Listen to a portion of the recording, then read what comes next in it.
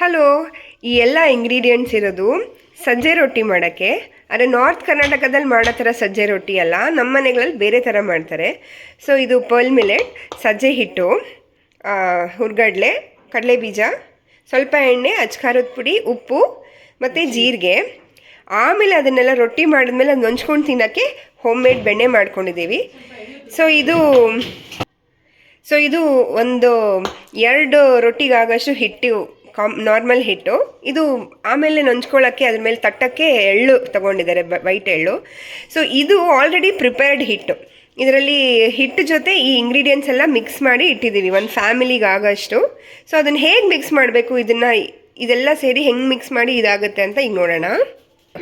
So ಇದ್ರ ಪ್ರಪೋರ್ಷನ್ನು ಈಗ ಸಜ್ಜೆ ಹಿಟ್ಟು ಅರ್ಧ kg ಇದ್ರೆ 350 ಗ್ರಾಮು ಹುರಿದಿರೋ ಕಡಲೆ ಬೀಜ ಸಿಪ್ಪೆ ತೆಗ್ದಿರೋದು, 150 ಗ್ರಾಮು ಕಡಲೆ ಪಪ್ಪು. ಇಲ್ಲಿ ಪೂರ್ತಿ ಕಡಲೆ ಇದೆ, ಪೀಸ್ ಆಗಿರೋದು ತಗೋಬಹುದು. ಕಡಲೆ ಪಪ್ಪು ನಾರ್ಮಲಿ ಮನೆಗೆ ಚಟ್ನಿಗೆ ಯೂಸ್ ಮಾಡೋದು ತಗೊಳ್ಳೋದು. ಇದು ಒಂದು 2-3 ಸ್ಪೂನು ಜೀರಿಗೆ, ರುಚಿಗೆ ಬೇಕಾದಷ್ಟು. ಒಂದ್ಸಲ ತಿಂದಾಗ ಒಂದು ಜೀರಿಗೆ ಸಿಗ್ಬೇಕು. ಇಂದ 5-6 ಸ್ಪೂನು ಎಳ್ಳು ಹಾಕೊಳ್ಳೋದು ತಟ್ಟಕ್ಕೆ, ಹಿಟ್ಟಿಗೂ ಮಿಕ್ಸ್ ಮಾಡ್ಬೋದು. ಓಕೆ. ಇದೆರಡೂ ಕೋರ್ಸ್ ಆಗಿ ಪೌಡರ್ ಮಾಡ್ಕೋಬೇಕು. ಅದು ಹೆಂಗೆ ಅಂತ ತೋರಿಸ್ತೀನಿ. ಈಗ ಇದನ್ನ ಹಸಿ ಹಿಟ್ಟ ಇಲ್ಲ ಫಸ್ಟ್ ಬಾಣಲೆಯಲ್ಲಿ ಸ್ವಲ್ಪ ಬಿಸಿ ಮಾಡ್ಕೊಂಡಿರೋದಿಲ್ಲ? ಹಸಿ ಹಿಟ್ಟು ಡೈರೆಕ್ಟ್ ಅಂಗಡಿಯಿಂದ ಪ್ಯಾಕೆಟ್, ಅಂಗಡಿಯಿಂದ ಬರುತ್ತಲ್ವಾ, ಸ್ವಲ್ಪ ಜರ್ಡಿ ಇಟ್ಕೋಬೇಕು. ಯಾಕಂದ್ರೆ ಅದು ಕಂಕ್ ಇರುತ್ತೆ.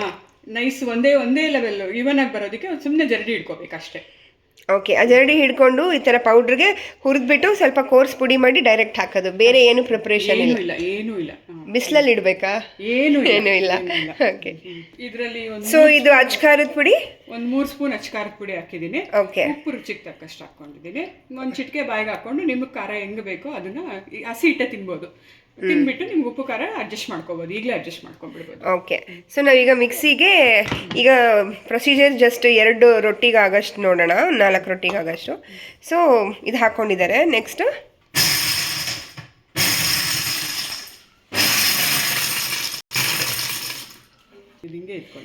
ಸೊ ಈ ಥರ ಕೋರ್ಸ್ ಪುಡಿ ಆಗಿದೆ, ಅದು ಬಾಯಿಗೆ ಸಿಗಬೇಕು ಚೂರು. ಹಾಂ, ಹಾಕೊಂಡು ಮಿಕ್ಸ್ ಮಾಡ್ಕೊಳ್ಳೋದು. ಓಕೆ. ಸ್ವಲ್ಪ ಹಿಂಗೆ ಮಿಕ್ಸ್ ಮಾಡ್ಕೊಳ್ಳೋದು. ಸ್ವಲ್ಪ ಅಲ್ಲ, ನಾವು ಹೇಳಿದ ಪ್ರಪೋರ್ಷನ್ಸ್ ಎಲ್ಲ. ಓಕೆ. ಎಲ್ಲಾನು ಈಗ ಇದನ್ನ ನೀರಲ್ಲಿ ಮಿಕ್ಸ್ ಮಾಡಬೇಕಾ? ಹಾಂ. ಈಗ ಇದಕ್ಕೆ ಸ್ವಲ್ಪ ಜೀರಿಗೆ ಹೀಗೆ. ಸೊ ಬೇಸಿಕಲಿ ಇದು ಮಿಕ್ಸ್ ಆಗಿದೆ, ಸೊ ಅದಕ್ಕೆ ನಾವು ಇದನ್ನು ಟಚ್ ಮಾಡ್ತಿಲ್ಲ. ಇದಕ್ಕೊಂಚೂರು ಹಿಂಗೆ ಜೀರಿಗೆ, ಎಳ್ಳು. ಸೊ ಹಸಿ ಎಳ್ಳು, ಹಸಿ ಎಳ್ಳು ಹುರಿಬೇಕಿಲ್ಲ. ಇದು ಚಿಲ್ಲಿ ಪೌಡರು,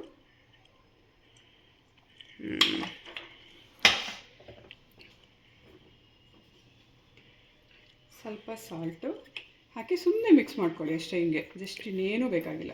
ಸೊ ಈಗ ನೀರು ಈ ಥರ ಮಿಕ್ಸ್ ಮಾಡಿಕೊಂಡು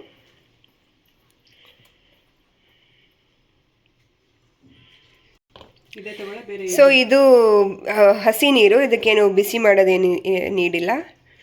ಚಪಾತಿ ಹಿಟ್ಟು ಥರ ಕಲಿಸ್ಕೋಬೇಕು ಇದನ್ನು. ಕನ್ಸಿಸ್ಟೆನ್ಸಿ ನೀರು ಆಗಬಾರ್ದು, ಇದು ಚಪಾತಿ ಹಿಟ್ಟು ಥರ ಬರಬೇಕು. ಓಕೆ.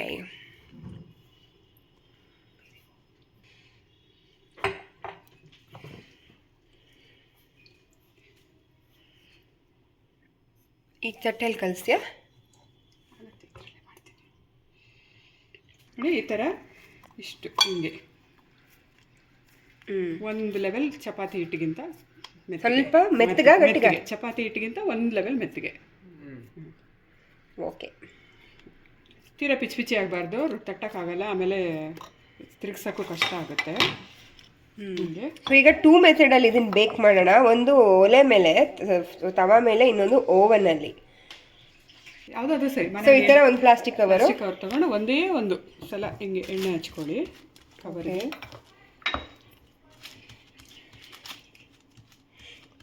ಇದು ಉಂಡೆ ಕಟ್ಕೊಳ್ಳು. ಇದನ್ನು ನಾವು ಆ್ಯಕ್ಚುಲಿ ಸಜ್ಜೆ ನಿಪ್ಪಟ್ಟು ಅನ್ಬೋದು. ಸಜ್ಜೆ ರೊಟ್ಟಿ ಅಂದರೆ ರೊಟ್ಟಿ ಆಗುತ್ತೆ. ನಿಪ್ಪಟ್ಟು ಅಂದರೆ ಇವಾಗ ನಾವು ಚಿಕ್ಕದು ಮಾಡ್ತಾ ಇದ್ದೀವಿ. ರೊಟ್ಟಿ ದೊಡ್ಡದಾಗೆ ತಟ್ಬೋದಲ್ವ, ಇದೇನು ಸಣ್ಣದಾಗೆ ತಟ್ಕೋಬೇಕಂತ ಏನಿಲ್ಲ. ನೀಡ್ ಬೇಸಿಸ್ ಮೇಲೆ ಸೈಜು ಚಿಕ್ಕದು ದೊಡ್ಡದು ಅವ್ರು ಹೆಂಗೆ ಬೇಕಾದರೂ ಮಾಡ್ಕೋಬೋದು. ಹಾಗೆ ಹಿಂಗೆ ಮಾಡಿಕೊಂಡು ಸ್ವಲ್ಪ ಕಾರ್ನರ್ ಹಿಂಗೆ ಅದನ್ಕೊಳ್ಳಿ, ಇದು ಬ್ರೇಕ್ ಆಗುತ್ತೆ. ನಾವು ಮಾಮೂಲಿ ರೊಟ್ಟಿ ತೊಟ್ತಂಗೆ ಅಷ್ಟೇ. ಎಣ್ಣೆ ಹಚ್ಚೋ ಕೆಲಸ ಇಲ್ಲ, ಮೆತ್ಕೊಳ್ದಿರ ಸುಮ್ಮನೆ ಅಷ್ಟು ಅಪ್ಲೈ ಮಾಡ್ಕೋಬೇಕಷ್ಟೇ. ಇದಕ್ಕೆ ಎಣ್ಣೆ ಬೇಕಾಗಿಲ್ಲ ಈ ರೊಟ್ಟಿಗೆ. ಒಂದೆರಡು ಅಷ್ಟು ತಿಕ್ಕಾಗೆ ತಟ್ಕೋಬೇಕು. ಇದು ತೆಳ್ಳಗೆ ತಟ್ಟೋದ್ರೆ ಚೆನ್ನಾಗಿರಲ್ಲ, ಸ್ವಲ್ಪ ದಪ್ಪಕ್ಕೆ ತಟ್ಕೋಬೇಕು. ನೈಸ್. ಆ್ಯಕ್ಚುಲಿ ಇದು ಪ್ಲಾಸ್ಟಿಕ್ಕು ನಮ್ಮ ಸೈಜಿಗೆ ತಗೊಂಡ್ರೆ ಅದು ಗೈಡಿಂಗ್ ಸರ್ಕಂಫರೆನ್ಸ್ ಬಂದ್ಬಿಡುತ್ತೆ. ಹೌದು, ಒಂದೇ ಅಳತೆ ಬೇಕಂದರೆ ಒಂದು ಲೆವೆಲ್ ಕಟ್ ಮಾಡ್ಕೊಂಡ್ಬಿಟ್ಟು ಅದೇ ಲೆವೆಲ್ಗೆ ಮಾಡ್ಕೋಬೋದು, ಎಲ್ಲ ಒಂದೇ ಇರುತ್ತೆ ಅಷ್ಟೇ. ಈಗ ಫಸ್ಟ್ ರೊಟ್ಟಿ ಅವನಲ್ಲಿ ಮಾಡೋದು ತೋರಿಸ್ತೀನಿ. ಈ ಪ್ಲೇಟೆಲ್ಲ ಕ್ಲೀನ್ ಮಾಡಿ ಇಟ್ಟಿರ್ತೀನಿ ನಾನು ಯಾವಾಗ್ಲೂ. ಅಂದರೆ ಓಕೆ, ಸುಮ್ಮನೆ ಹಿಂಗೆ ಲೈಟಾಗಿ ಎಣ್ಣೆ ಹಚ್ಕೊಳ್ಳಿ. ಓಕೆ, ತುಂಬ ಲೈಟಾಗಿ. ಯಾವ ಎಣ್ಣೆ ಯೂಸ್ ಮಾಡಬೇಕು? ಯಾವ ಎಣ್ಣೆ ಆದರೂ ಪರವಾಗಿಲ್ಲ, ಆದಷ್ಟು ಕಡಲೆ ಎಣ್ಣೆ ತಗೊಳ್ಳಿ. ಯಾಕಂದರೆ ಕಡಲೆ ಬೀಜ ಹಾಕಿರೋದಕ್ಕೆ ಕಡಲೆ ಬೀಜ ಎಣ್ಣೆನೇ ತಗೊಳ್ಳಿ. ಟೇಸ್ಟ್ ಟೇಸ್ಟ್ ಮ್ಯಾಚ್ ಆಗುತ್ತೆ, ಅದು ಬೇರೆ ಫ್ಲೇವರ್ ಬರಲ್ಲ. ಇದು ಹಿಂಗೆ ಅಂದ್ಕೊಂಡು ಈ ಪೇಪರ್ ತೆಗೆದ್ಬಿಟ್ಟು ಇದ್ರ ಮೇಲೆ ಹಾಕ್ಬಿಡಿ. ಅಷ್ಟೇ ಹಾಕ್ಬಿಟ್ಟು 1.5 ನಿಮಿಷ ಅಡ್ಜಸ್ಟ್ ಮಾಡಿ. ಓಕೆ. ಟಣನ್ ಟಣನ್ ಟಣ.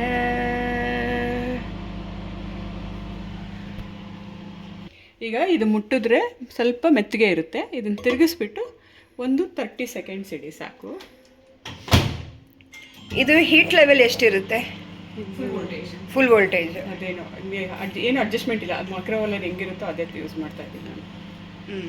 ಇದೇನು ಇದರಲ್ಲಿ ಮಾಡ್ತಾ ಮಾಡ್ತಾ ಮಾಡ್ತಾ ಅವನ್ ಹೀಟ್ ಆಗಿಬಿಡುತ್ತಲ್ವ, ಇದೇ ಟೈಮಿಂಗ್ ಆಗಲ್ಲ. ಹೋಗ್ತಾ ಹೋಗ್ತಾ ಹೋಗ್ತಾ ಟೈಮಿಂಗ್ ಜಾಸ್ತಿ ಆಗುತ್ತೆ. 1.5 ನಿಮಿಷ 2 ನಿಮಿಷಕ್ಕೆ ಆಗೋದು 2.5 ನಿಮಿಷ ಆಗುತ್ತೆ, 2.25 ನಿಮಿಷ ಆಗುತ್ತೆ.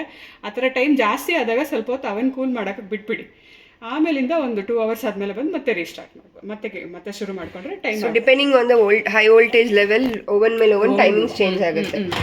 ಓಕೆ, ಸೊ ನಮ್ಮ ಮನೆಯಲ್ಲಿರೋ ಓವನಲ್ಲಿ ನೋಡಿ ಆಲ್ಮೋಸ್ಟ್ ಆಗಿದೆ, ಇನ್ನೊಂದು 10 ಸೆಕೆಂಡ್ಸ್ ಬೇಕು. ಹೌದೌದು, ಗೋಲ್ಡನ್ ಬರ್ತಾ ಇದೆ.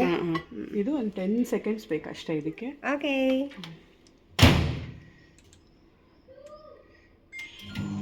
ರೊಟ್ಟಿ ರೆಡಿ. ಹಿಂಗೆ ಹೊಡೆದ್ರೆ ಟಕ್ ಟಕ್ ಅನ್ನುತ್ತೆ.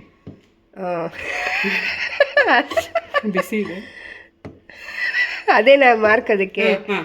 ಅದೇ ಮಾರ್ಕ್. ಹಿಂಗಂದ್ರೆ ಟೊಳ್ಳು ಅನ್ಬಾರ್ದು, ಟಕ್ ಟಕ್ ಅನ್ಬೇಕಷ್ಟೇ, ಗಟ್ಟಿ ಇರಬೇಕು.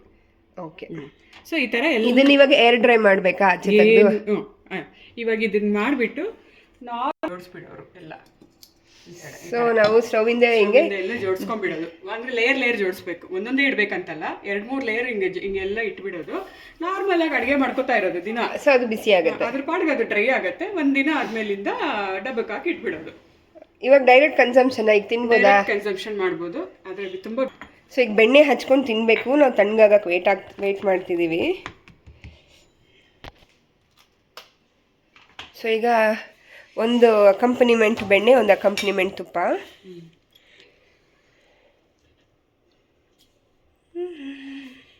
ಇದು ತುಂಬ ಬೇಸಿಗೆ ಕಾಲದಲ್ಲಿ ತಿನ್ನೋವಾಗ ಕಂಪಲ್ಸರಿ ಬೆಣ್ಣೆ ತುಪ್ಪ ಜೊತೆ ತಿನ್ನಿ, ಬಾಡಿ ಹೀಟ್ ಜಾಸ್ತಿ ಆಗಿಬಿಡುತ್ತೆ. ಚಳಿಗಾಲದಲ್ಲಿ ಹಾಗೆ ತಿನ್ಬೋದು, ಬೆಣ್ಣೆ ತುಪ್ಪ ಏನೂ ಇಲ್ದಿರ. ಸೊ ನೀನು ಬಿಸಿ ಮೇಲೆ ಬೆಣ್ಣೆ ಹಚ್ಚಿದ್ರೆ ತುಪ್ಪನೇ ಆಗ್ತಾ ಇದೆ. ಬಿಸಿ ಆರಬೇಕಿದು ಇನ್ನು ಸ್ವಲ್ಪ. ಸೊ ಇದು ಫೈನಲ್ ಸ್ಟೇಜ್. ಇದು ಫೈನಲ್ ಸ್ಟೇಜ್. ಸೊ ಒಂದು ತುಪ್ಪ, ಹೀಗೆ ತುಪ್ಪ ಹಚ್ಕೊಳ್ಳೋದು ಇದಕ್ಕೆ ಮೇಲೆ.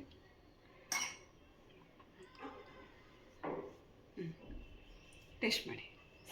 ಆಕ್ಚುಲಿ ಇದು ಕರಗ್ಬಿಡ್ತು ಬಿಸಿ ಇರೋದಕ್ಕೆ, ಹಂಗೆ ಹಚ್ಚಿದ್ರೆ ಚೆನ್ನಾಗಿ. ಓವನ್ ಸಜ್ಜೆ ರೊಟ್ಟಿ ಆರ್ ನಿಪ್ಪಟ್ಟು ಇಸ್ ರೆಡಿ. ಆಮೇಲೆ ಈಗ ಸ್ಟವ್ ವರ್ಷನ್ ನೋಡೋಣ, ಇದನ್ನ ಟೇಸ್ಟ್ ಮಾಡಿಬಿಟ್ಮೇಲೆ. ಸೊ ಈಗ ತವಾ ವರ್ಷನ್, ತವಾ ರೆಡಿ ಆಗಿದೆ. ಈಗ ಸೇಮ್ ಅಷ್ಟೇ, ಬೇಕಿದ್ರೆ ಎಣ್ಣೆ ಹಚ್ಕೊಳ್ಳಿ, ಮುಟ್ಟು ನೋಡಿದ್ರೆ ಗೊತ್ತಾಗುತ್ತೆ. ಇಲ್ಲ ಅಂದರೆ ಬೇಕಾಗಿಲ್ಲ, ಪ್ರತಿ ಸಲನೂ ಹಚ್ಬೇಕಾಗಿಲ್ಲ ಎಣ್ಣೆ ಇದಕ್ಕೆ. ಕವರ್ಗೆ. ಸೊ 3 ರೊಟ್ಟಿ ಆಗುತ್ತೆ, ಇನ್ನೊಂದಿದೆ.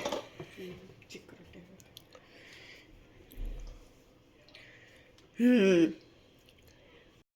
ಸೊ ತವಾ ಮೇಲೆ ರೆಡಿ ಆಗ್ತಾ ಇದೆ. 2 ಹಾಕ್ಕೊಂಡು ಟೇಸ್ಟ್ ನೋಡ್ಕೊಂಡು ಉಪ್ಪು ಹಾಕೋ. 2.5 ಅಂತ ಮಿಕ್ಸ್ ಮಾಡ್ಕೋಬೇಡ.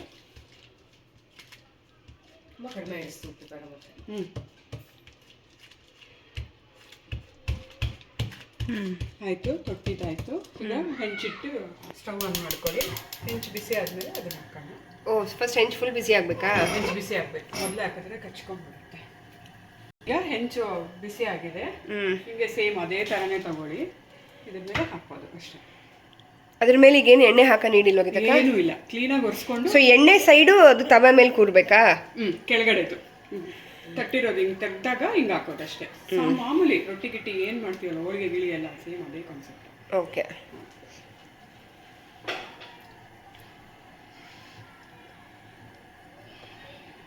ಆದಮೇಲೆ ಸೊ ಹೈ ಫ್ಲೇಮಲ್ಲಿ ಇದೆ ಫಸ್ಟ್ ಇವಾಗ.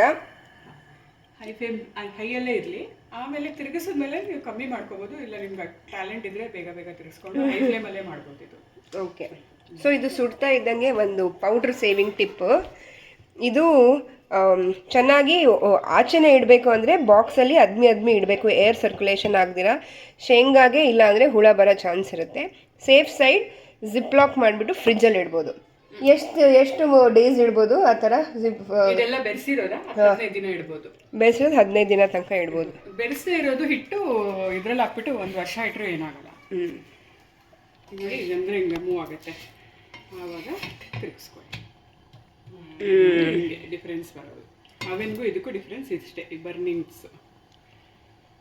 ಹ್ಯಾಂಡ್ ಮೇಡ್ ಅಂತ ಹೇಳ್ಬೋದು ಇದನ್ನು. ಮಾಡ್ಕೊಂಡ್ಬಿಡೋದು ಒಳ್ಳೆಯದು. ಓಕೆ. ಸೊ ನಮ್ಮ ಅಸಿಸ್ಟೆಂಟ್ ಶೆಫ್ ಇವಾಗ ತಟ್ತಾ ಇದ್ದಾರೆ. ಅವ್ರ ಹೆಸರು ಕಾವ್ಯ ಅಂತ. ಸೊ ನಮ್ಮ ಮೇನ್ ಶೆಫು ಗೀತಕ್ಕ ಅಂತ.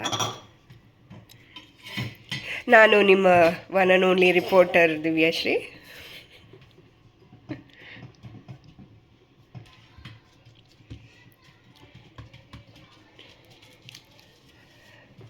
ನಮ್ಮ ಅಸಿಸ್ಟೆಂಟ್ ಶೆಫ್ನ ಕೇಳೋಣ. ಇದು ತಟ್ತಾ ನನ್ನ ಮಗನಿಗೂ ಇದು ಈವ್ನಿಂಗ್ ಸ್ನ್ಯಾಕಲ್ಲಿ ಮಾಡ್ಕೊಡ್ಬೋದು ಈಸಿಯಾಗಿ ಅಂತ ಅನಿಸ್ತಿದ್ಯಾ?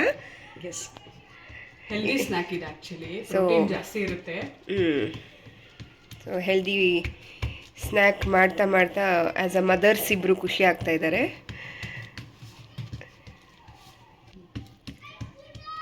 ಸೊ ಈ ಎಕ್ಸ್ಪರ್ಟೀಸಿಂದ ನಿಪ್ಪಟ್ಟು ನೆಕ್ಸ್ಟ್ ಟ್ರೈ ಮಾಡಬೇಕು ಅಂತ ಮದರ್ಸ್ ಇಬ್ಬರು ಡಿಸೈಡ್ ಮಾಡ್ಕೋತಿದ್ದಾರೆ.